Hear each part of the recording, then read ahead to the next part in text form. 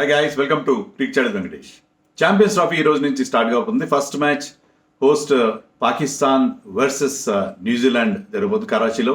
Match 2:30కి start అవుతుంది. మరి ఎక్కడ చూడొచ్చు మ్యాచ్? మీరు నేను స్టార్ స్పోర్ట్స్ వాళ్ళ ట్విట్టర్ పోస్ట్లో చూస్తే నాకు అర్థమైంది ఏంటంటే, నాన్ ఇండియా మ్యాచెస్ మీరు స్పోర్ట్స్ 18లో స్టార్ స్పోర్ట్స్ 2 ఛానల్లో చూడొచ్చు. ఇండియా మ్యాచెస్ స్టార్ స్పోర్ట్స్ 1లో చూడొచ్చు. అలాగే తెలుగులో కూడా, తెలుగు కామెంటరీ తెలుగు ఛానల్ ఉంది, స్టార్ స్పోర్ట్స్ 1 తెలుగులో కూడా మీరు చూడొచ్చు. అన్ని మ్యాచ్లు స్టార్ స్పోర్ట్స్ 1 తెలుగులో వస్తాయి, తెలుగు ఉండేవి. అలాగే మీరు డిజిటల్ చూస్తానంటే ఇప్పుడు జియో స్టార్ అయిపోయింది కదా, డిస్నీ హాట్ స్టార్ కాస్త జియో స్టార్ అయిపోయింది, జియో స్టార్ అయిపోయింది, దాంట్లో చూసుకోవచ్చు మీరు. సో 2:30కి మ్యాచ్ స్టార్ట్ అవుతుంది. డైలీ 2:30కే ఉంటాయి మ్యాచ్లు, డైలీ కూడా 2:30కి ఉంటాయి మ్యాచ్లు. సో ఛాంపియన్స్ ట్రోఫీ గురించి మొత్తం మాట్లాడుకుందాం మనం. మొన్న నేను ట్విట్టర్ స్పేస్ అని ఉంటుంది కదా, ఇంటరాక్టివ్ సెషన్, దాంట్లో చేసినప్పుడు ఒకరు అడిగారు, ఏమని అడిగారంటే, ఏంటిది ఎవ్రీ ఇయర్ మనకి వరల్డ్ కప్ లాగా ఐసీసీ ఈవెంట్ ఉంటే మనకి ఐసీసీ ఈవెంట్స్కి ఉన్న శాంక్టిటీ పోతుంది కదా, దానికి ఉన్న వాల్యూ తగ్గిపోతుంది కదా అని. నిజమే, చూడండి మీరు, 2021లో కోవిడ్ ఉన్నా సరే we had T20 world cup, 22లో we had another T20 world cup, 23లో మనం వన్డే వరల్డ్ కప్ చూసాం, 24లో T20 వరల్డ్ కప్ చూసాం, మళ్ళీ ఇప్పుడు 25లో ఛాంపియన్స్ ట్రోఫీ చూసాం. ఇవి కాకుండా మనకి వరల్డ్ టెస్ట్ ఛాంపియన్షిప్లు జరుగుతూనే ఉన్నాయి. So ICC events too many అయిపోయినాయా? But okay, I'm okay with it. ఎందుకంటే ఇక్కడ నుంచి ఫ్యూచర్లో అలాగే ప్లాన్ చేశారు.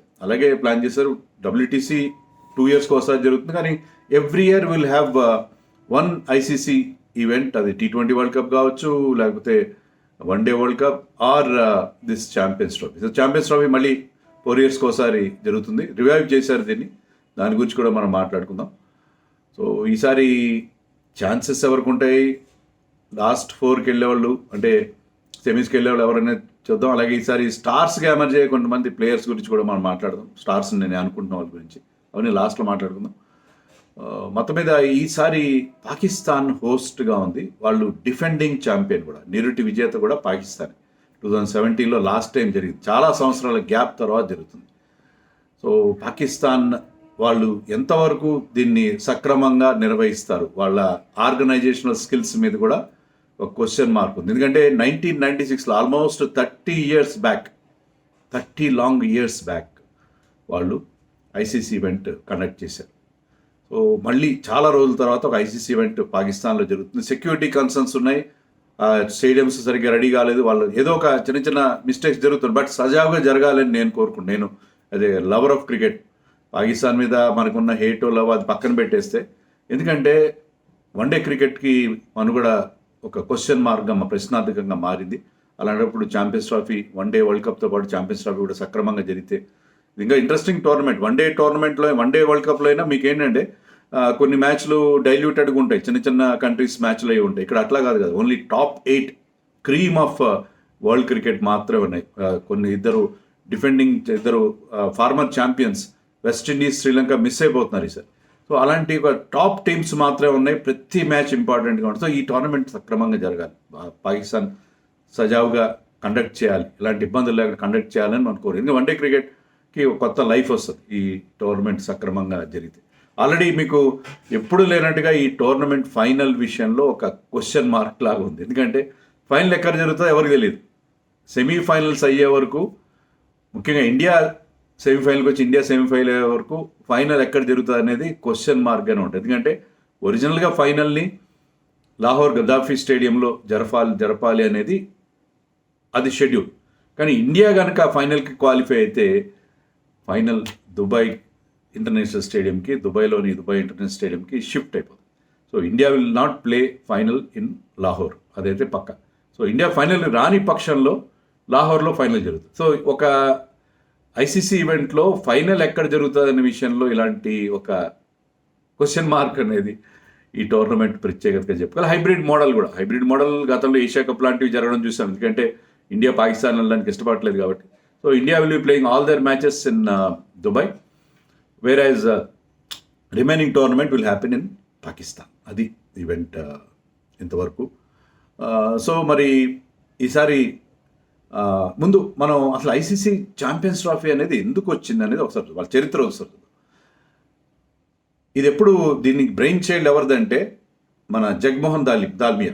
నేను ఇంతకుముందు ఒక వీడియో చేశాను. బీసీసీఐ చాలా బేదరికంలో ఉండేది, కానీ టెలివిజన్ రైట్స్ సేల్ చేయడం ద్వారా బీసీసీఐకి ఇన్ని డబ్బులు రావడం వల్ల దానికి ప్రధాన కారకుడు ఎవరంటే జగన్మోహన్ దాల్మియా అనే ఒక మార్వాడి బిజినెస్ మ్యాన్. బీసీసీఐ ప్రెసిడెంట్గా ఉన్నప్పుడు లేదా సెక్రటరీగా ఉన్నప్పుడు అతను ఈ బీసీసీఐకి డబ్బులు రావడం గురించి అతను ఒక ప్లాన్ డివైడ్ చేశాడు. అలాగే బీసీసీ అప్పటి నుంచి స్టార్టెడ్ ఎర్నింగ్ మనీ. సో అది ఆ క్రెడిట్ దాల్మియాకే దక్కుతుంది. ఇదే దాల్మియా 1990s చివరిలో ఈ became president of ICC also. So ICC president అయినప్పుడు కూడా ICC coffers are empty. World cup జరుగుతున్నప్పుడు కొన్ని డబ్బులు వస్తున్నాయి, కానీ అవి అయిపోతున్నాయి. సో ఐసీసీకి కొంత మనీ సంపాదించి పెట్టాలని చెప్పి వరల్డ్ కప్ ఉంటూనే మరొక ఐసీసీ ఒక మినీ వరల్డ్ కప్ని అతను కాంటెంప్లేట్ చేశాడు. అది 1998లో స్టార్ట్ అయ్యింది. 99 దాని ట్విన్ ఆబ్జెక్టివ్ ఏంటంటే ఐసీసీకి కాస్త మనీ వచ్చేలా చూసుకోవడం, తర్వాత కొన్ని చిన్న నేషన్స్లో గేమ్ని ప్రమోట్ చేయడం. అందుకని ఫస్ట్ ఐసీసీ ఛాంపియన్స్ ట్రోఫీ అప్పుడు ఐసీసీ నాకౌట్ అనేవారు. అది ఎక్కడ జరిగిందంటే అది బంగ్లాదేశ్లో జరిగింది. బంగ్లాదేశ్ అప్పుడప్పుడే కొద్దిగా ఇంటర్నేషనల్ క్రికెట్లోకి వస్తుంది. బంగ్లాదేశ్లో జరిగింది 1998లో. తర్వాత 2000లో when India entered final and lost the final, Nairobi కెన్యాలో జరిగింది. సో ఈ గేమ్ని డిఫరెంట్ సెంటర్స్లో ప్రమోట్ చేయాలనే ఉద్దేశంతో కూడా చిన్న సెంటర్స్లో చిన్న నేషన్స్లో అసోసియేట్ నేషన్స్ అప్పట్లో వాటిలో ప్రమోట్ చేయడం కూడా ఆ ఆబ్జెక్టివ్తో స్టార్ట్ చేశారు. 2002 నుంచి దీని పేరు ఛాంపియన్స్ ట్రోఫీగా మారింది. సో మొదట్లో 2 ఏళ్ళకి ఒకసారి జరిగే, తర్వాత కొంత గ్యాప్ 3 years 4 years అట్లా జరుగుతూ వచ్చింది. ఇప్పటివరకు 9 ఎడిషన్స్ జరిగినాయి. 8 జరిగినాయి. ఇది 9th ఎడిషన్. సో ఇది 9th ఎడిషన్. లక్కీ 9 నెంబర్ ఎవరికో చూడాలి. సో ఇప్పటివరకు విన్నర్స్ ఎవరంటే Australia outright winner twice. So Australia ICC ట్రోఫీస్లో ఇప్పుడు ముందు ఉంటుంది కదా. సో 2006లో 2009లో వాళ్ళు వరుసగా 2 సార్లు గెలిచారు, కానీ అప్పటి నుంచి గెలలేదు. అప్పటి నుంచి 2 టోర్నమెంట్స్లో కనీసం వాళ్ళు నాకౌట్ కూడా రాలేదు. నాకౌట్కి వస్తే వాళ్ళని ఆపలేరు. అదే నేను ఎప్పుడు చెప్తాను కదా. సో నాకౌట్ సెమీస్కి రాలేదు వాళ్ళు. ఆ 2 సార్లు కూడా సెమీస్కి రాలేదు కాబట్టి వాళ్ళు గెలవలేదు. సెమీస్కి వస్తే మాత్రం వాళ్ళు పట్టుకోవడం కష్టం. ఈసారి కూడా నేను అదే చెప్తాను. సో ఐ థింక్ ఆస్ట్రేలియా 2009 నుంచి గెలవలేదు. ఇండియా కూడా 2 times గెలిచారు. ఇండియా కూడా ఆస్ట్రేలియాతో పాటు 2 times గెలిచిన ఘనత ఇండియాకే ఉంది. బట్ ఇండియా ఏంటంటే ఒకసారి అవుట్ రైట్కి వెళ్ళి 2013లో 2002లో మనం శ్రీలంకలో జరిగినప్పుడు మనం జాయింట్ విన్నర్స్. వర్షం వల్ల ఫైనల్ 2 సార్లు రిజర్వ్ కూడా జరగలేదు, అబాండన్ అయింది మ్యాచ్. దానివల్ల మనం joint winners along with host nation Sri Lanka. So India కూడా 2 times గెలిచి, వీళ్ళు కాకుండా ఇంగ్లాండ్ ఇంతవరకు గెలవలేదు. ఇంగ్లాండ్ వరల్డ్ కప్ కూడా చాలా లేట్ గెలిచారు. ఇక్కడ కూడా వాళ్ళకి 8 ఛాంపియన్స్ ట్రోఫీలు జరిగినా కూడా ఇంతవరకు ఆ ట్రోఫీ వాళ్ళకి దక్కలేదు. బట్ వెస్టిండీస్ గెలిచారు. శ్రీలంక ఒకసారి నేను చెప్పినట్టుగా వాళ్ళు joint winners. Plus New Zealand second tournament గెలిచారు. అండ్ సౌత్ ఆఫ్రికా గెలిచిన ఏకైక ఐసీసీ ట్రోఫీ కూడా ఇదే. సో ఇది చరిత్ర. అయితే ఎందుకు ఛాంపియన్స్ ట్రోఫీ ఆపేస్తారు 17 తర్వాత ఎందుకు జరగలేదు? చాలా లాంగ్ గ్యాప్ తర్వాత, ఆల్మోస్ట్ 8 years తర్వాత ఎందుకు ఇప్పుడు జరుగుతుందంటే, మొదట్లో ఇది పెట్టిన ఉద్దేశం ఏంటి? అప్పట్లో T20 అనే కాన్సెప్టే లేదు.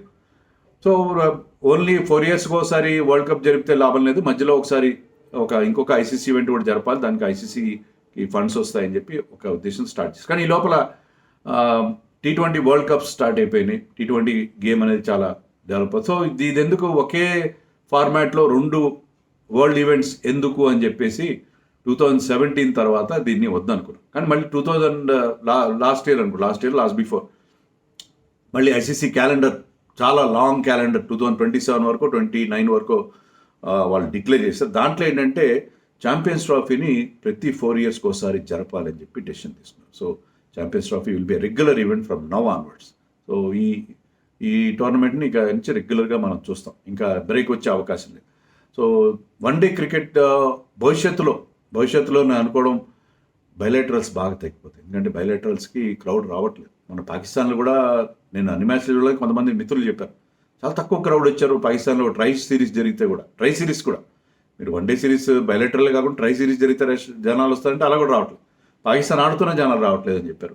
ఈవెన్ మనం చూసాం కదా, ఇంగ్లాండ్ ఇండియా వన్డే సిరీస్ జరిగినప్పుడు అహ్మదాబాద్ స్టేడియంలో అంటే పెద్ద stadium 1 lakh above capacity, but still crowd అక్కడ అంత ఎక్కువగా మనకి కనబడలేదు. అంటే బాగానే వచ్చారు, బట్ వన్డే క్రికెట్కి ఆదరణ బయలాటరల్కి తగ్గుతుంది. But one day world cup is still the number 1 event in world cricket. తిరుగులేదు, దానికి తిరుగులేదు. ఎన్ని T20 వరల్డ్ కప్స్ జరిగినా T20 ఫార్మాట్కి ఎంత ఆదరణ ఉన్నా వన్డే వరల్డ్ కప్కు ఉన్న వాల్యూ, శాంక్టిటీ, దానికి ఉన్న అది బ్లూ రిబ్యాండ్, దాంట్లో ఎలాంటి సందేహం లేదు. అది Kohinoor of all cricket events, దాంట్లో ఎలాంటి డౌట్ ఎవరికి ఉండాల్సిన అవసరం లేదు. సో అదే దానిలాగే ఛాంపియన్స్ ట్రోఫీ కూడా ఈ రెండు జరుగుతాయి కాబట్టి ఎవ్రీ 4 yearsలో 2 ఈవెంట్స్ జరుగుతాయి కాబట్టి భవిష్యత్తులో బయలాటరల్స్ బాగా తగ్గిపోతాయి. మనం ఇండియాలో కూడా చూసాం కదా, ఇంగ్లాండ్తో 5 T20s ఆడి 3 మాత్రమే వన్డేస్ ఆడు. సో భవిష్యత్తులో బాగా తగ్గిపోతాయి. ఓన్లీ ఈ మల్టీలేటరల్ ఈవెంట్స్ మాత్రమే జరుగుతాయని చెప్పి మనం ఎక్స్పెక్ట్ చేయొచ్చు.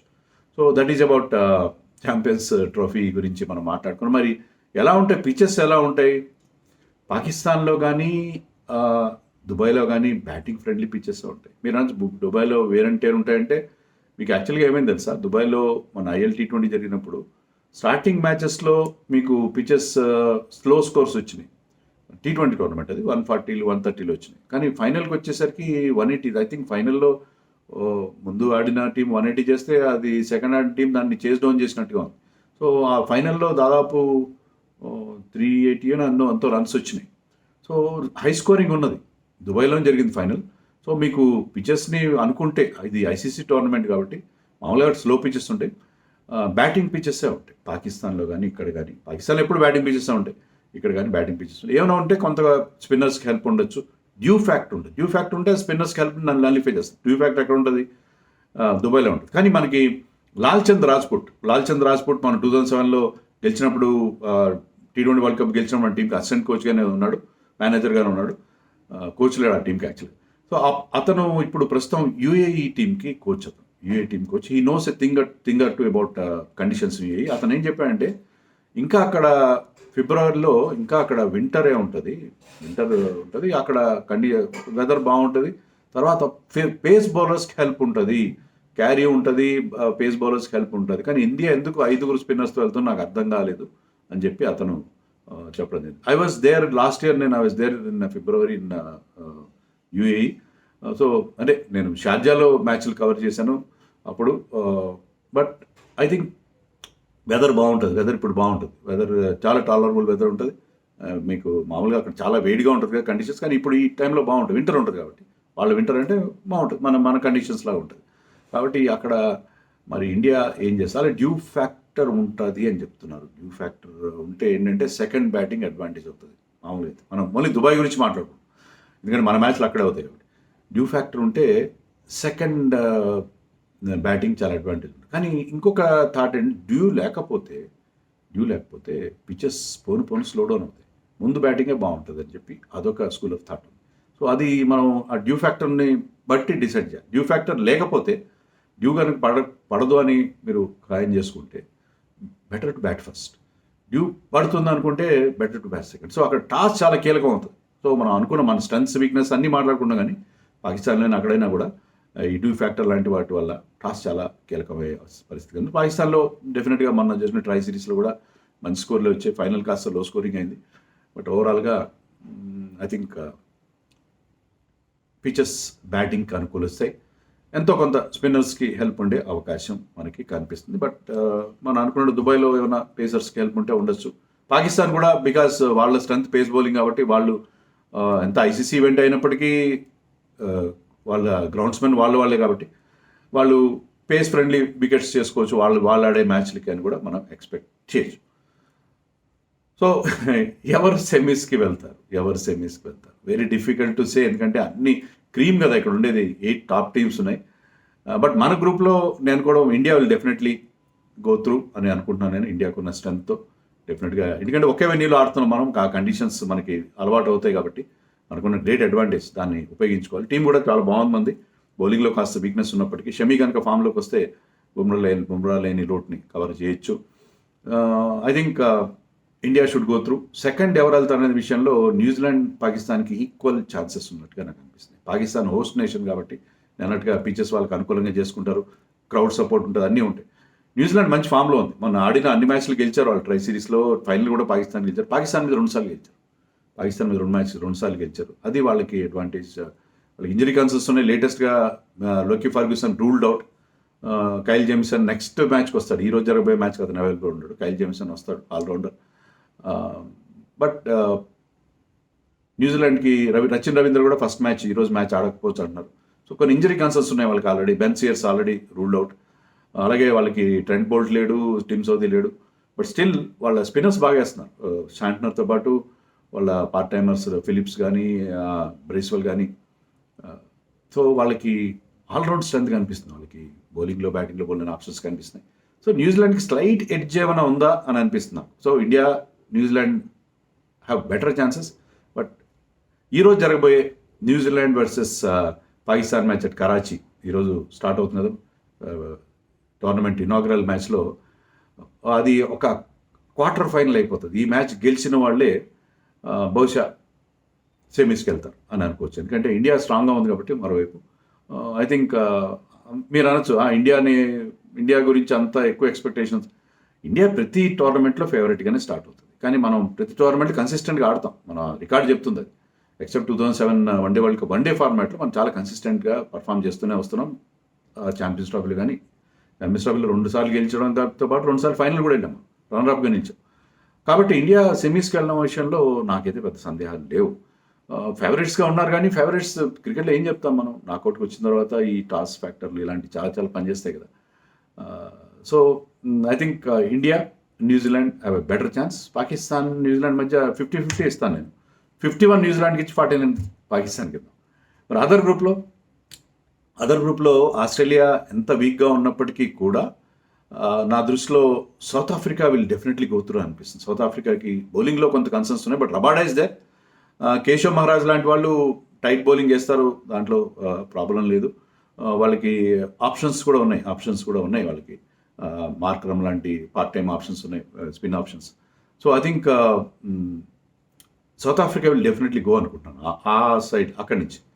అండ్ ఆస్ట్రేలియాకే బెటర్ ఛాన్స్ ఉన్నాయి because they do well in ICC events అని నాకు అనిపిస్తుంది. బట్ ఇంగ్లాండ్ ఆస్ట్రేలియాని దెబ్బకొట్టి ఇంగ్లాండ్ కూడా వెళ్ళదు. సో సౌత్ ఆఫ్రికా డెఫినెట్గా వెళ్తుంది, ఆస్ట్రేలియా ఇంగ్లాండ్.